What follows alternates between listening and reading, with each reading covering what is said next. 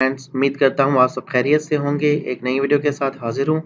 आज हम बात करेंगे school education and literacy department Sindh की जेईएसटी और पीएसटी जॉब्स के बारे में। ये jobs basically Sukkur IB university के थ्रू अनाउंस हो चुकी हैं, जो कि सक्खर आईबी की वेबसाइट पे मौजूद हैं।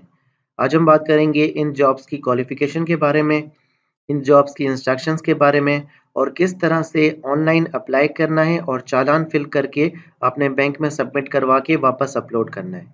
तो इस वीडियो को एंड तक लाजमी देखिएगा, क्योंकि इस वीडियो में मैं डिटेल में आपको बताऊंगा कि किस तरह से स्टेप बाय स्टेप आपने अप्लाई करना है, ताकि कोई ऐसी मिस्टेक आपसे ना हो जाए जिसकी वजह से आपका फॉर्म रिजेक्ट हो जाए। फ्रेंड, एक और चीज़ डिस्कस करनी थी कि जब हमने पॉलिसी देखी थी सिंध एजुकेशन रिक्रूटमेंट पॉलिसी 2021, तो उसमें बताया गया था कि जो अनमेरिड कैंडिडेट्स हैं वो अपने फादर का सीएनएसई डोमिसाइल और पीआरसी अपलोड करेंगे, और जो मैरिड कैंडिडेट्स होंगे वो अपने हस्बैंड का सीएनएसई डोमिसाइल और पीआरसी अपलोड करेंगे। लेकिन ओवरऑल एडवर्टाइजमेंट में भी इस चीज़ को मेंशन नहीं किया गया। जो ऑनलाइन हम फॉर्म फिल करेंगे आज, उसमें भी कहीं पर भी इस चीज़ का जिक्र नहीं है। तो इस चीज़ की टेंशन बिल्कुल ख़त्म हो चुकी है। अब जस्ट डायरेक्टली आप अपने डॉक्यूमेंट्स जो रिक्वायर हैं वो इसमें अपलोड करेंगे। जी फ्रेंड्स, तो अब हम देख लेते हैं इन जॉब्स की एडवर्टाइजमेंट को। एडवर्टाइजमेंट आप यहाँ से डाउनलोड कर सकते हैं, ये लिंक अवेलेबल है डाउनलोड करने का। मैंने ऑलरेडी डाउनलोड करके रखी है, तो अब इसको हम देख लेते हैं। इस एडवर्टाइजमेंट में टॉप पे लिखा हुआ है कि इसकी लास्ट डेट जो है अप्लाई करने की है वो 26 मार्च 2021 है, और इसमें टॉप पर एक चीज़ लिखी हुई है कि purely on temporary basis but likely to be confirm on performance in the future. इसका मतलब ये होता है कि जॉब्स कॉन्ट्रेक्चुअल नहीं है, ये जॉब्स परमानेंट जॉब्स हैं और फ्यूचर में ये जाके कंफर्म होंगी। जी फ्रेंड्स, अभी हम देख लेते हैं इन जॉब्स की क्वालिफिकेशन और एज लिमिट।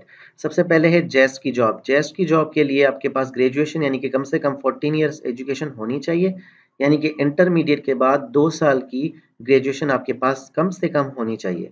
इससे ज़्यादा अगर आपकी क्वालिफिकेशन है फिर भी आप इसमें अप्लाई कर सकते हैं। 50% मार्क्स आपकी ग्रेजुएशन में होनी चाहिए, और 21 साल से 30 साल के कैंडिडेट्स में अप्लाई कर सकते हैं, प्लस 15 साल की जनरल एज रिलैक्सेशन पॉलिसी जो कि सिंध गवर्नमेंट की जानब से दी गई है वो इस पे एप्लीकेबल होगी। तो टोटल 45 ईयर्स तक के जो कैंडिडेट्स हैं वो इसमें अप्लाई कर सकते हैं। उसके बाद पीएचडी की जॉब्स के लिए भी यही बता रहा है कि ग्रेजुएशन आपकी होनी चाहिए, 14 years of education with 50% marks in last degree, ठीक है। और उसके बाद जो है वो 21 साल से 30 साल के कैंडिडेट्स में अप्लाई कर सकते हैं, प्लस जनरल एज रिलैक्सेशन यहाँ पे भी दी हुई है, और 45 ईयर्स तक के जो कैंडिडेट्स हैं इसमें अप्लाई कर सकते हैं। जी फ्रेंड्स, अभी हम कुछ गाइडलाइंस देख लेते हैं इन जॉब्स की। सबसे पहले हमें बता रहा है कि आपने अप्लाई करने के लिए इस वेबसाइट पे जाना है, apply.sts.net.pk। तो ये मैं आपको दिखा देता हूँ किस तरह से इस वेबसाइट पे जाके फॉर्म क्रिएट करके अप्लाई कर सकते हैं, वो आपको स्टेप बाय स्टेप मैं आपको बता देता हूँ। उसके बाद हमें बता रहा है कि ये फॉलोइंग जो डॉक्यूमेंट्स हैं आपने अपलोड करने हैं, यानी ये डॉक्यूमेंट्स आपने स्कैन करके पहले रखने हैं, उसके बाद जाके आपने अप्लाई करना है। तो सबसे पहले डॉक्यूमेंट्स देख लेते हैं। पहला जो डॉक्यूमेंट है वो हमें बता रहा है कि आपकी रिसेंट पासपोर्ट साइज पिक्चर होनी चाहिए। मेल और फीमेल दोनों जो है ना वो अप्लाई करेंगे अपनी पासपोर्ट साइज पिक्चर, जो कि ब्लू बैकग्राउंड में हो या वाइट बैकग्राउंड में हो, दोनों में से कोई एक। उसके बाद है original scan copy of relevant degree. Scan copy करनी है आपने, जो डिग्रीज हैं आपकी या सर्टिफिकेट हैं वो स्कैन करके मैट्रिक के और ग्रेजुएशन के, मैट्रिक से ग्रेजुएशन तक वो सारे आपने अपलोड करने हैं। उसके बाद यहाँ पे ओरिजिनल डोमिसाइल आपने अपलोड करना है, और ओरिजिनल परमानेंट रेजिडेंट सर्टिफिकेट जिसको हम पीआरसी डी फॉर्म भी कहते हैं वो भी अपलोड करना है, और ओरिजिनल सीएनएसई कैंडिडेट ने अपनी अपलोड करनी है। ओरिजिनल सीएनएसई के लिए आपने फ्रंट और बैक दोनों स्कैन करके रखनी है, क्योंकि वो दोनों जो है ना अलग अलग अपलोड होती हैं। उसके बाद 6 में हमें बता रहा है कि इन केस जो डिसेबल कैंडिडेट्स होंगे वो अपनी सीएनएसई जब अपलोड करेंगे तो सीएनएसई में उनको देखना है कि व्हील चेयर का लोगो बना हुआ है, क्योंकि अगर व्हील चेयर का लोगो उसमें नहीं बना हुआ हो तो उनको स्लिप इशू नहीं की जाएंगी, क्योंकि जो डिसेबल कैंडिडेट्स होते हैं, डिसेबिलिटी कोटा पे अप्लाई करते हैं, तो उनके जो सीएनएसई पे व्हील चेयर का लोगो बना होना लाजमी होता है। उसके बाद हमें बता रहा है कि डोमिसाइल और पीआरसी आप जो सबमिट करेंगे वो फुल एंड फाइनल कंसिडर किया जाएगा, और उसमें बाद में आप कोई भी चेंजिंग नहीं करवा सकते। अच्छा जी, इसमें फिर बता रहा है कि the application should apply for the post of guest PhD on concern UC basis, subject to availability of school specifying vacancy in their UC. इसके कहने का मतलब ये है कि आपने जो जेस्ट और पीएचडी के लिए अप्लाई करना है तो यूसी बेसिस पे अप्लाई करना है। यूसी में जितने स्कूल्स में वैकेंसीज अवेलेबल हैं उसी बेस पे आपने अप्लाई करना है। अगर कोई वैकेंसी अवेलेबल नहीं है तो आप अप्लाई नहीं कर सकते। और यहाँ पे कह रहा है कि लिस्ट ऑफ यूसी वाइज जो वैकेंसीज हैं वो अवेलेबल होंगी सिंध एजुकेशन और लिटरेसी डिपार्टमेंट की वेबसाइट पे। उसके बाद 4th नंबर पे बता रहा है कि जो डिसेबिलिटी है वो चेक की जाएगी व्हीलचेयर के लोगों के साथ, जो कि नादरा का जो आपका शनाख्ती कार्ड होगा उसके बेस पे। 5th में हमें बता रहा है कि जो रिटन टेस्ट होगी वो डिविजनल हेडक्वार्टर्स में होगी सखर आईबी की टेस्टिंग सर्विस के। उसके बाद 6 में बता रहा है कि सिर्फ रिटन टेस्ट क्लियर करने से आपको जॉब नहीं मिलने वाली। रीज़न ये है कि कुछ रिक्रूटमेंट पॉलिसीज़ में रूल्स बताए गए हैं जो कि आपने समझने लाजमी, अगर आप उन रूल्स पे पूरा नहीं उतरते, उस पॉलिसी पे पूरा नहीं उतरते तो जॉब की कोई गारंटी नहीं है। तो रिक्रूटमेंट पॉलिसी 2021 मैंने ऑलरेडी एक्सप्लेन की हुई है, उसकी लिंक यहाँ पे आपको टॉप पे शो हो रही होगी। आप इस पे क्लिक करके रिक्रूटमेंट पॉलिसी 2001 को अच्छे तरीके से देख लें कि कौन कौन सी चीज़ें ज़रूरी हैं इन जॉब्स में अप्लाई करने की। उसके बाद है कि कोई टीए नहीं दिया जाएगा पूरे रिक्रूटमेंट प्रोसेस में। और सिंध एजुकेशन लिटरेसी डिपार्टमेंट के पास जो है ना वो राइट्स हैं कि वैकेंसीज को बढ़ा भी सकते हैं और कम भी कर सकते हैं और रीलोकेट भी कर सकते हैं जेस्ट और पीएसटी की। उसके बाद एप्लीकेशन फॉर्म को सबमिट करने के बाद आपके पास एक सिस्टम जनरेटेड चालान फॉर्म आ जाएगा 700 रुपये का, जो कि आपने जमा करवाना है एफबीएल या एमसीपी की किसी भी ब्रांच में पूरे पाकिस्तान में। उसके बाद है कि लास्ट डेट जो है वो अप्लाई करने की 26 मार्च 2021 है। अगर आप एक से ज़्यादा पोस्ट पे अप्लाई करना है, फॉर एग्जांपल कोई कैंडिडेट है जो कि जेस्ट और पीएसटी दोनों में अप्लाई करना चाह रहा है, तो उनके लिए लाजमी है कि वो दो चालान फॉर्म जनरेट करेंगे सिस्टम से और उनको फिल करके वहाँ से अप्लाई करेंगे। उसके बाद यहाँ पे मोस्ट इंपॉर्टेंट चीज़ बता रहा है कि अगर आपकी इनकम्प्लीट एप्लीकेशन है तो वो एक्सेप्ट नहीं की जाएंगी और प्रोसेस भी नहीं की जाएंगी। और कैंडिडेट्स उन्हीं को सिलेक्ट किया जाएगा, उन्हीं को एलिजिबल किया जाएगा जिनकी यूसीस में वैकेंसीज अवेलेबल होंगी। कंप्लीशन डिग्री की जो कंप्लीशन है वो मैंडेटरी है दोनों पोस्ट के लिए, यानी कि डिग्रीज आपकी कंप्लीट होनी चाहिए और आपके पास डिग्रीज के सर्टिफिकेट्स और डॉक्यूमेंट्स होने चाहिए, क्योंकि ऑनलाइन अप्लाई करते वक्त आप जो है ना वो डॉक्यूमेंट्स ओरिजिनल अपलोड करेंगे, उनकी स्कैन कॉपीज। और एंड में बता रहा है कि अगर आपने वो चीज़ें सारी अपलोड कर दी तो उनमें बाद में चेंजेस नहीं हो पाएंगे। और उसके बाद बता रहा है कि आपसे जो कम्युनिकेशन का सारा सिस्टम है वो मोबाइल के थ्रू होगा। 13 में बता रहा है कि कोई आप अगर आप फिक्टिशियस या एग्जैगरेटेड या मिसलीडिंग इन्फॉर्मेशन आप देते हैं एप्लीकेशन के दौरान, तो आपकी जो एम्प्लॉयमेंट सारा प्रोसेस है वो टर्मिनेट किया जाएगा और आपको डिस्क्वालीफाई कर दिया जाएगा पूरे प्रोसेस से। लास्ट में बता रहा है कि अगर किसी कैंडिडेट ने कोई इस तरह से फ्रॉड वगैरह करने की कोशिश की कि कोई उसकी डिग्री कंप्लीट नहीं थी और उन्होंने कोई ऐसे डॉक्यूमेंट सेंड कर दिए जो कि बिल्कुल फेक थे, रेलेवेंट नहीं थे, तो उनको फ्यूचर में भी अलाउ नहीं किया जाएगा कि वो एसटीएस के थ्रू किसी भी जॉब में अप्लाई कर सकें। लास्ट में मैं बता रहा है कि एज रिलैक्सेशन पॉलिसी जो है वो एप्लीकेबल होगी जो सिंध गवर्नमेंट ने अनाउंस की है 15 ईयर्स जनरल एज रिलैक्सेशन की। तो फ्रेंड्स ये थी एडवर्टाइजमेंट। अब हम देख लेते हैं कि किस तरह से हम इस पे ऑनलाइन अप्लाई कर सकते हैं। जी फ्रेंड्स, इन जॉब्स में अप्लाई करने के लिए हम वेब ब्राउज़र में लिखेंगे apply.sts.net.pk, तो हमारे सामने ये वेबसाइट ओपन हो जाएगी। सबसे पहले हमारे पास एक फॉर्म आ जाता है, एक स्क्रीन आ जाती है जिसमें हमारे पास कुछ ऑप्शंस मौजूद होते हैं। अगर तो आपने ऑलरेडी एसटीएस की वेबसाइट पे अपना अकाउंट क्रिएट किया हुआ है तो आपने सबसे पहले अपना सीएनएसी नंबर एंटर करना है, देन पासवर्ड एंटर करना है जो कि आपने अकाउंट क्रिएट करते वक्त एंटर किया था। उसके बाद लॉगिन पे क्लिक करने से आपका अकाउंट लॉगिन हो जाएगा। लेकिन इन केस आपने अकाउंट क्रिएट नहीं किया हुआ तो आप यहाँ पे जाके डोंट हैव अकाउंट और क्रिएट एन अकाउंट पे क्लिक करेंगे। तो सबसे पहले हम देखते हैं कि अकाउंट किस तरह से क्रिएट किया जाता है। उसके बाद हम देखेंगे कि इसको लॉगिन किस तरह से किया जाता है और थर्डली हम देखेंगे कि अगर आपका अकाउंट का पासवर्ड भूल जाए तो हम उसको रीसेट किस तरह से करेंगे। तो हम क्रिएट एन अकाउंट पे क्लिक कर देते हैं। क्रिएट एन अकाउंट पे क्लिक करने के बाद हमारे पास एक फॉर्म आ जाता है जिसमें हमसे सबसे पहले पूछता है कि आपका नेम आप अपना कंप्लीटली एंटर करेंगे, वो नाम एंटर करेंगे जो आपका सीएनआईसी पे मौजूद है। फॉर एग्जांपल एक नाम मैं फर्जी नाम लिख देता हूँ हसनैन रजा, और यहाँ पे अपना सीएनआईसी नंबर आप एंटर करेंगे। इसको मैं कॉपी कर लेता हूँ क्योंकि ये बाद में मेरे काम आएगा। और उसके बाद आप यहाँ पे अपना मोबाइल नंबर एंटर करेंगे।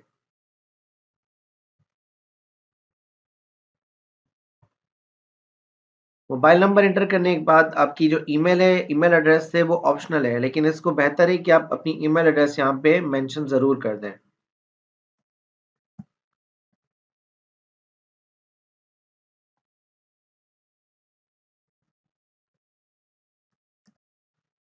ईमेल एड्रेस लिखने के बाद आपने सेंड ओटीपी पे क्लिक कर देना है। जी दोस्तों, तो जैसे ही आप सेंड ओटीपी पे क्लिक करेंगे, आपके पास एक मैसेज आएगा आपके मोबाइल में। यहाँ पे लिखा हो रहा है कि OTP code has been send to your mobile number, please enter the OTP code below and create account. जब आप अपने मोबाइल का इनबॉक्स चेक करेंगे मैसेजेस का, तो वहां पे एक मैसेज आया हुआ होगा आईबी की तरफ से। जी तो दोस्तों, इस तरह का एक मैसेज आता है आपके पास, जिसमें आपके पास लिखा हुआ आता है कि hello Hasnain Raza, your CNAC number फला फला फला, kindly put this verification code on the website to confirm your registration. तो जो कोड आपके पास यहाँ पे रिसीव हुआ है, आपने वो कोड यहाँ पे लिख देना है, 4396 फॉर एग्जाम्पल। उसके बाद आपने यहाँ पे क्रिएट एन अकाउंट पे क्लिक कर देना है।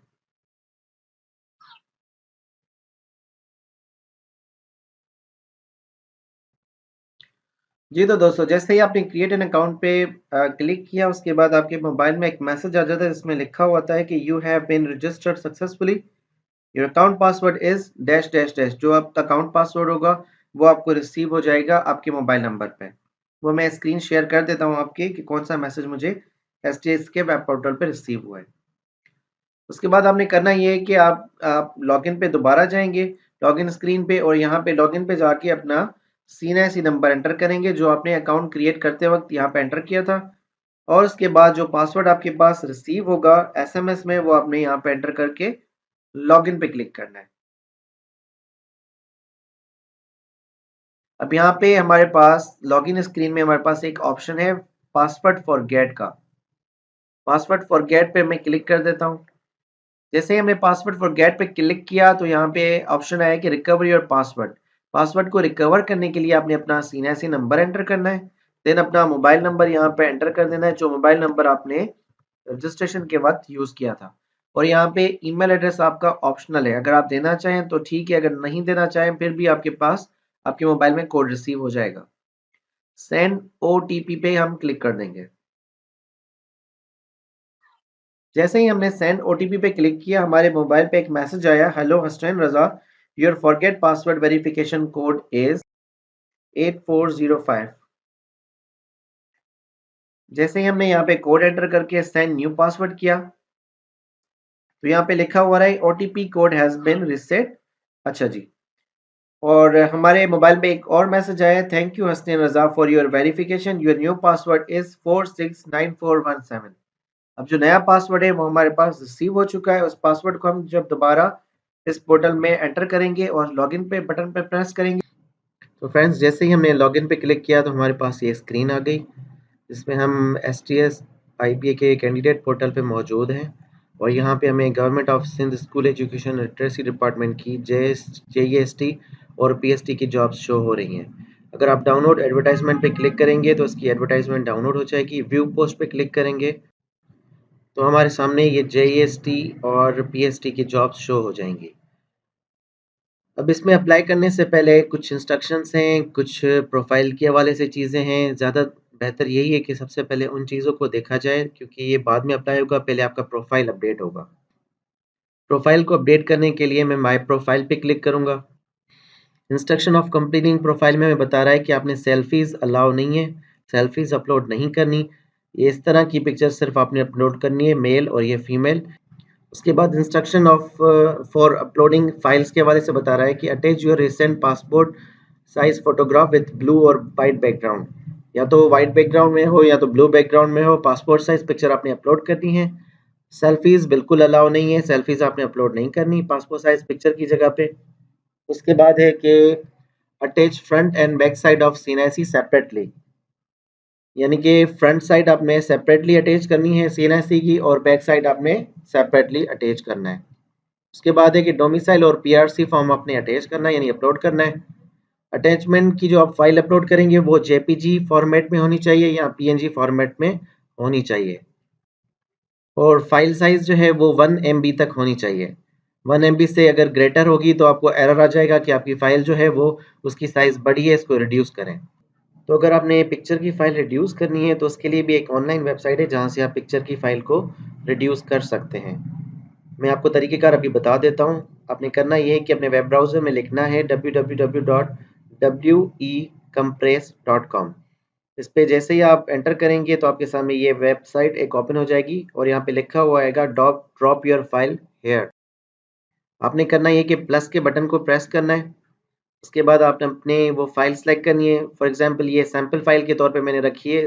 इसकी जो फाइल की साइज़ है वो है 3.48 MB, यानी ये 1 MB से ज़्यादा है, बड़ी है। इसको मुझे रिड्यूस करना है, मैंने इसको सेलेक्ट कर लिया। सेलेक्ट करने के बाद ये फाइल को अपलोड करेगा अपने वेबसाइट पे। ये फाइल अपलोड हो रही है।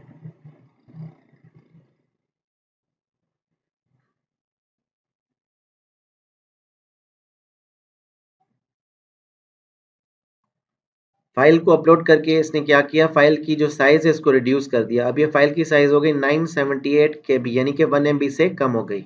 इसको अब मैं डाउनलोड करके यूज़ कर सकता हूँ अपलोड करने के लिए और अप्लाई करने के लिए।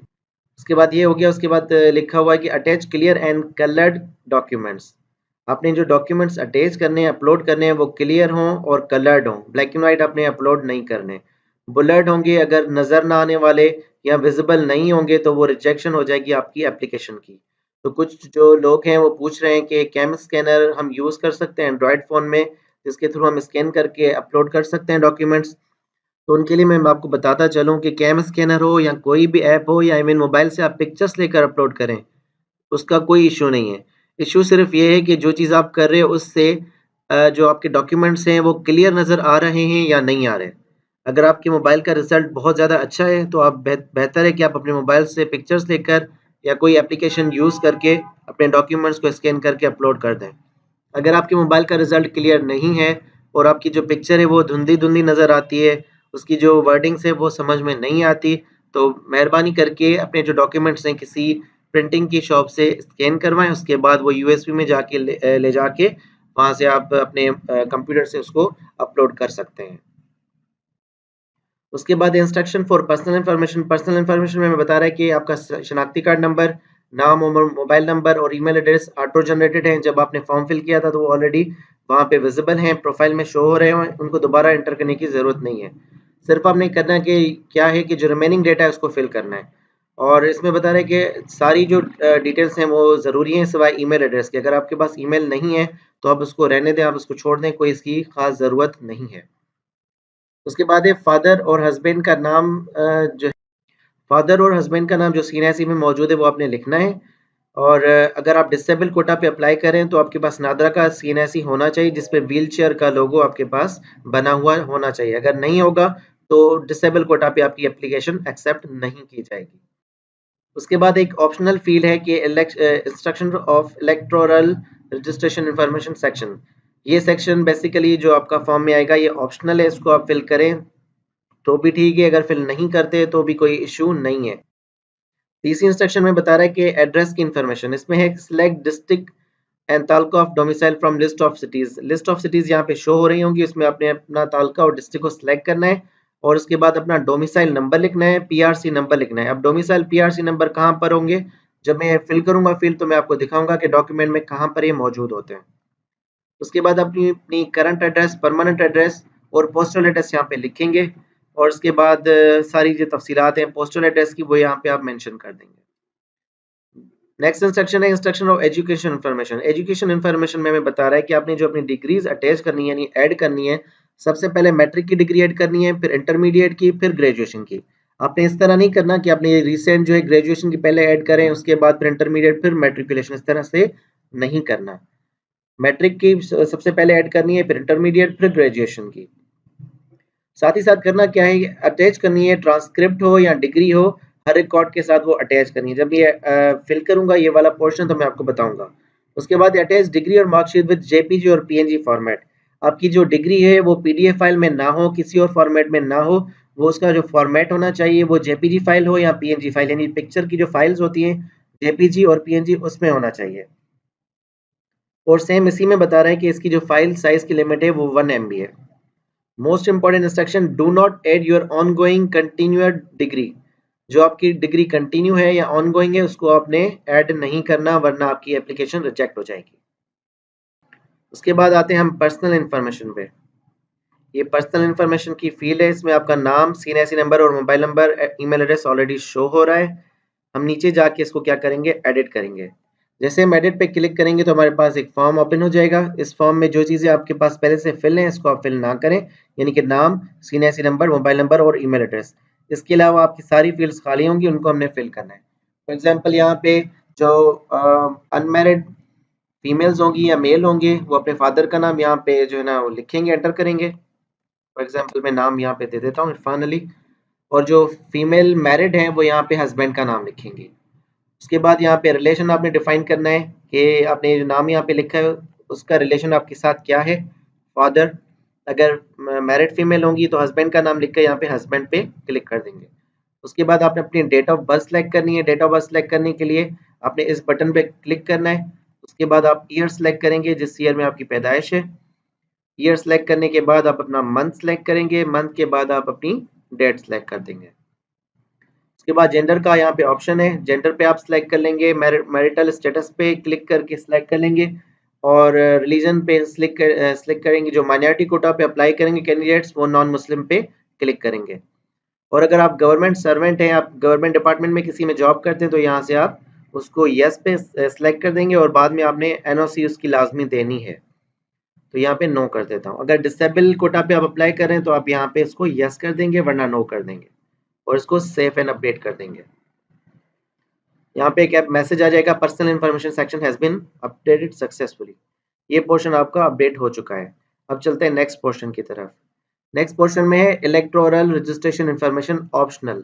ये फील्ड मैंने आपको पहले भी बताई कि ऑप्शनल है। अगर आप वो प्रोसेस जो है 8300 वाला करना चाहें तो इसको फिल करें, वरना इसको छोड़ दें।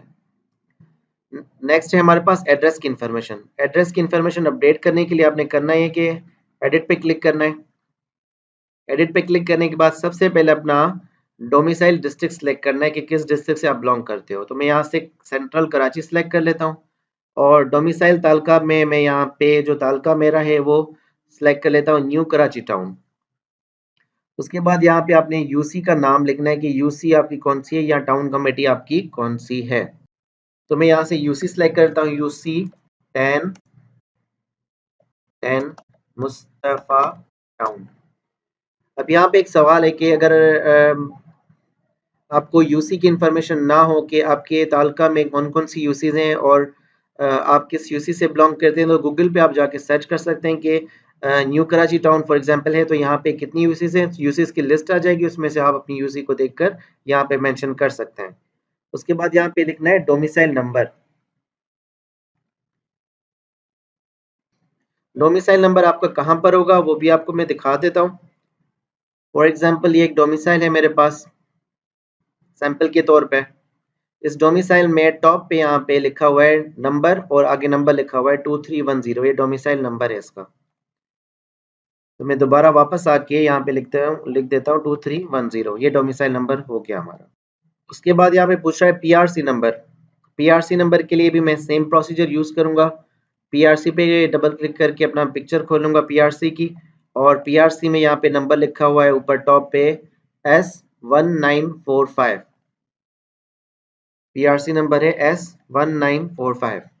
1945 ऐड करके उसके बाद है डोमिसाइल इशुएंस डेट।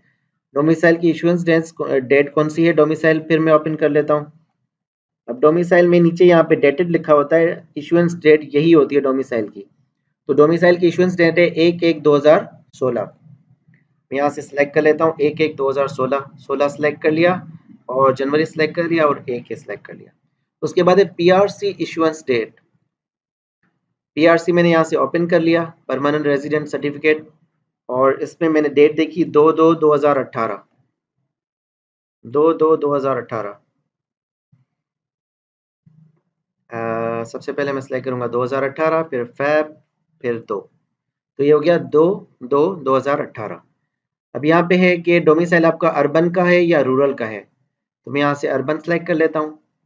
और उसके बाद ये है कि आपका डोमिसाइल ओरिजिनल है या डुप्लीकेट, तो मैं कहता हूँ ओरिजिनल है। करंट एड्रेस आपने लिखनी है। अब करंट एड्रेस कौन सी होगी, जहाँ पे आप करंटली रह रहे हों, जिस एड्रेस पे आप करंटली रह रहे हों।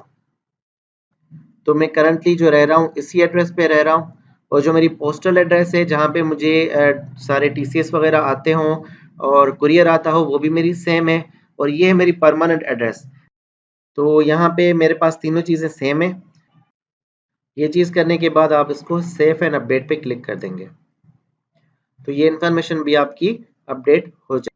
उसके बाद फिर हम नेक्स्ट जो हमारी चीज़ है उसको अपडेट करने के लिए जा रहे हैं। नेक्स्ट हमारे पास है एजुकेशन इन्फॉर्मेशन, इस पर हम एडिट पे क्लिक करेंगे। अब एजुकेशन इन्फॉर्मेशन में सबसे पहले आपने मैट्रिकुलेशन की तफसीलात लिखनी है। मैट्रिकुलेशन में मैंने ये सारी फिल की हुई ऑलरेडी, सिर्फ इसको मैं आपको समझा देता हूँ। यहाँ पे है एकेडमिक लेवल। एकेडमिक लेवल में अगर आपकी ओ लेवल है तो आप ओ लेवल पे सिलेक्ट करेंगे, अगर आपकी मैट्रिकुलेशन है तो आप एसएससी 10 पे सिलेक्ट कर लेंगे, और कंट्री पाकिस्तान आप सिलेक्ट कर लेंगे। अपनी रेलेवेंट बोर्ड सेलेक्ट कर लेंगे, यहाँ पे तमाम बोर्ड्स मौजूद हैं, BIC सक्खर है, BIC कोयटा है, पेशावर है, मुल्तान, जहाँ से भी आपकी है वो यहाँ पे आप सिलेक्ट कर लेंगे। उसके बाद यहाँ पे रिजल्ट डिक्लेरेशन डेट आपने सेलेक्ट करनी है, कैलेंडर पे क्लिक करके जो भी रिजल्ट डिक्लेरेशन डेट होगी आपकी मार्कशीट पे या डिग्री पे लिखी होगी वो आपने यहाँ पे फिल कर लेनी है। उसके बाद मार्क्स की परसेंटेज आपने लिखनी है कि टोटल परसेंटेज आपकी मैट्रिक में कितनी आई थी और ग्रेड क्या बना था और किस ईयर में आपने पास किया था। वो लिखने के बाद आप यहाँ पे एक ऑप्शन है अटैच फाइनल ट्रांसक्रिप्ट और डिग्री, यहाँ पे एक ऑप्शन है अटैच फाइनल ट्रांसक्रिप्ट या डिग्री, स्लैश बीच में लिखा हुआ है तो इट मीन्स कि या, इट मीन्स कि अगर आप ट्रांसक्रिप्ट अटैच करें तो भी काम हो जाएगा, अगर आप डिग्री अटैच करें फिर भी आपका काम हो जाएगा। तो यहाँ से मैं डिग्री को सिलेक्ट कर लेता हूँ। मैट्रिक की डिग्री मेरे पास यहाँ पे सैंपल के तौर पे एक मौजूद थी, ये रही, इसको मैं यहाँ से सिलेक्ट कर लेता हूँ। उसके बाद मैट्रिक में आपका सब्जेक्ट कौन सा था, यहाँ पे साइंस आप सिलेक्ट कर लेंगे अगर आपका साइंस है तो। उसके बाद इंटरमीडिएट की इन्फॉर्मेशन के लिए भी इसी तरह से है, या तो ए लेवल सेलेक्ट कर लेंगे या तो आप इंटरमीडिएट यानी कि HSC 12 सेलेक्ट कर लेंगे। उसके बाद यहाँ पे कंट्री पाकिस्तान आप सेलेक्ट कर लेंगे और बोर्ड बोर्ड का नाम यहाँ पे सेलेक्ट कर लेंगे। उसके बाद result declaration date, then percentage, then CGPA हो या ग्रेड हो या डिवीजन हो, जो भी आप लिखना चाहें यहाँ पे आप लिख सकते हैं। उसके बाद आपकी पासिंग ईयर्स, किस ईयर में आपने डिग्री को कंप्लीट किया था, पास किया था, वो ईयर आपने सेलेक्ट करना है। और फिर यहाँ पे है कि फाइनल ट्रांसक्रिप्ट अटैच करें या डिग्री अटैच करें, तो यहाँ पे मैं फाइनल डिग्री अटैच कर देता हूँ। ये इंटरमीडिएट की डिग्री यहाँ पे एक मौजूद है सैंपल के तौर पे, इसको मैं अटैच कर लेता हूँ। उसके बाद इंटरमीडिएट आपकी जिस फील्ड में है, फॉर एग्जांपल प्री मेडिकल में, प्री इंजीनियरिंग में, तो आप यहाँ पे लिख देंगे।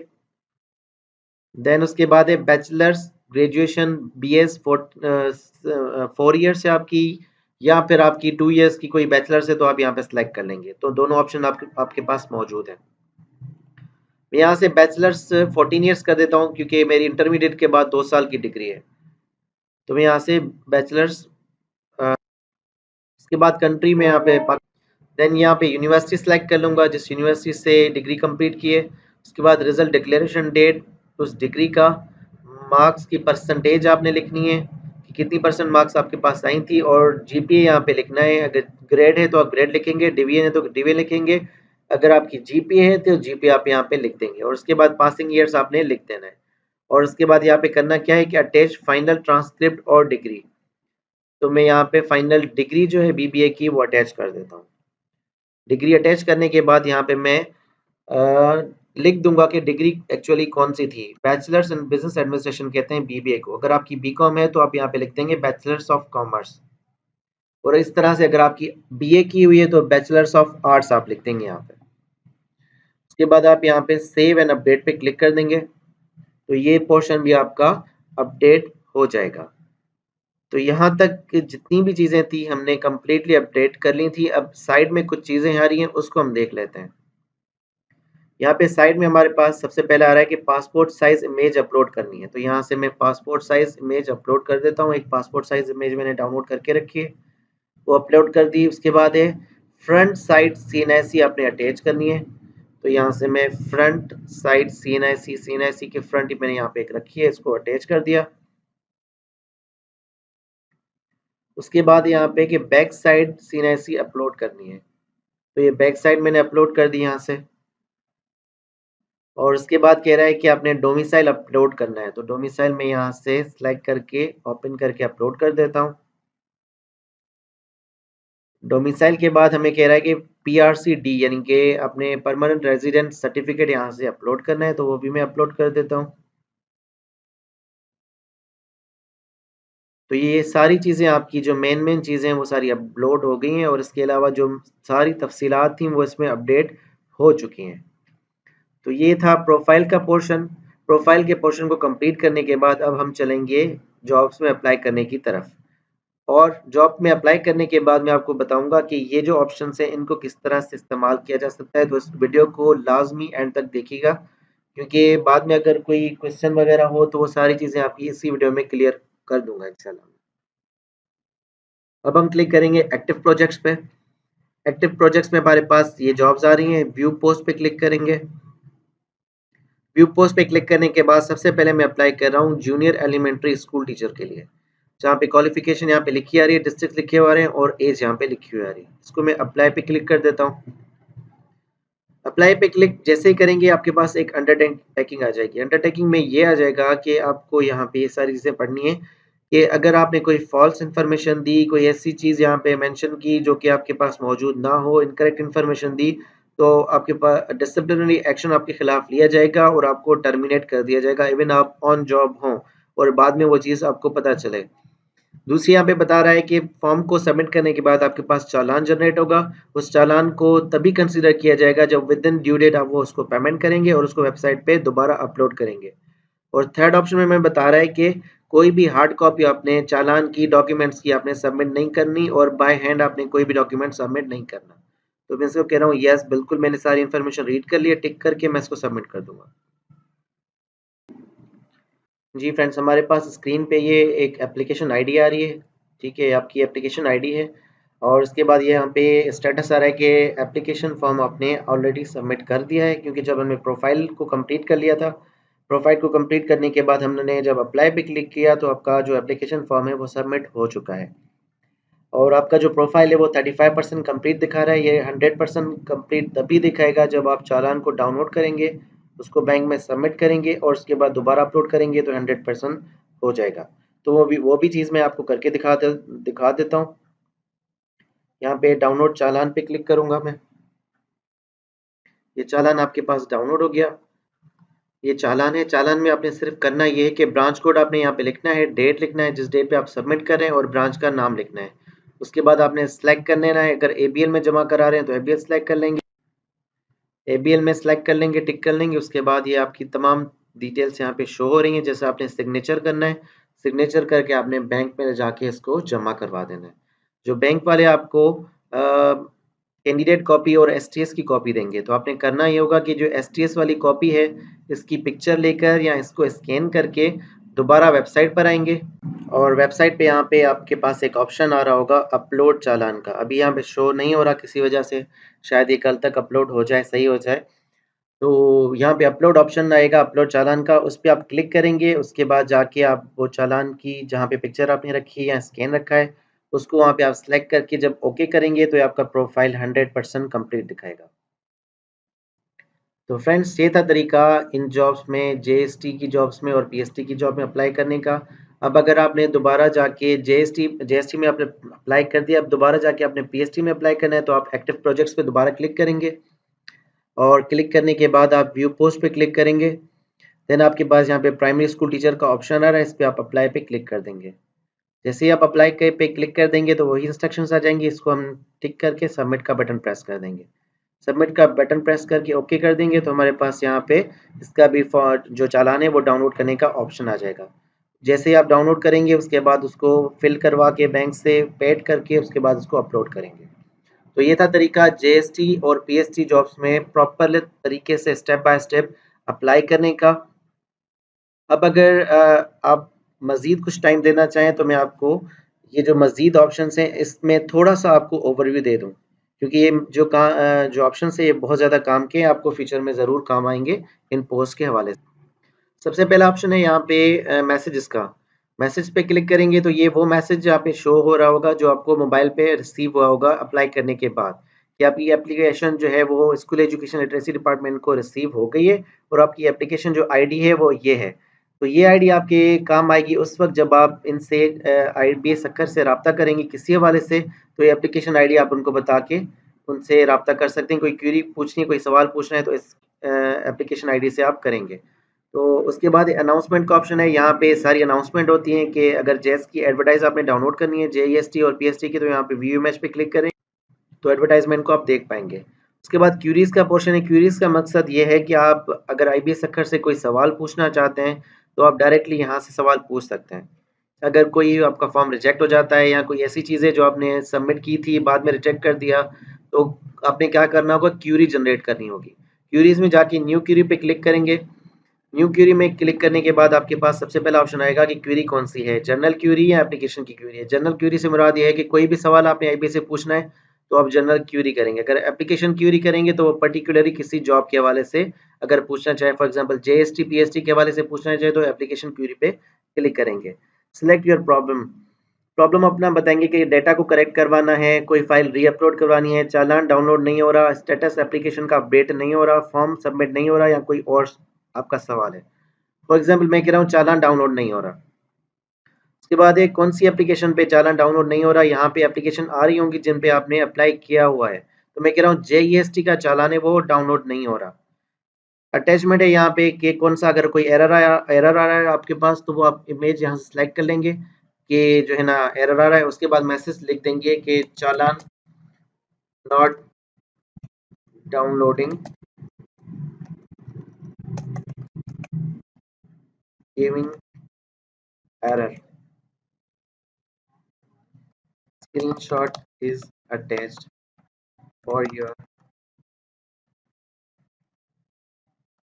रेफरेंस।